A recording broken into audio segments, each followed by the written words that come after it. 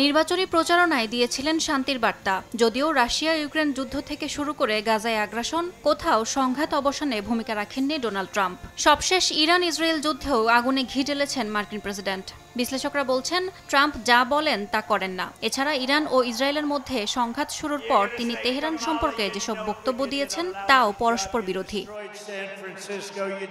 সম্প্রতি যুদ্ধ বন্ধের আহ্বান জানিয়ে শিগগিরই শান্তি প্রতিষ্ঠার ইঙ্গিত দেন ট্রাম্প। আবার ইরানের সর্বোচ্চ নেতা আয়াতুল্লাহ আলী খামেনিকে হত্যা যুক্তরাষ্ট্রের জন্য ইসরায়েলের সঙ্গে যুদ্ধে যোগদানের পাশাপাশি একটি সম্ভাব্য বিকল্প হতে পারে বলেও মন্তব্য করেন তিনি। বৃহস্পতিবার হোয়াইট হাউস জানিয়েছে, ইরানে হামলায় ইসরায়েলের সঙ্গে যুক্তরাষ্ট্র যোগ দেবে কিনা ট্রাম্প 2 সপ্তাহের মধ্যে তা সিদ্ধান্ত নেবেন। তাহলে ট্রাম্প কি সত্যিই শান্তি চান, নাকি নতুন করে যুদ্ধের ময়দান তৈরি করছেন, তা নিয়ে চলছে আলোচনা সমালোচনা।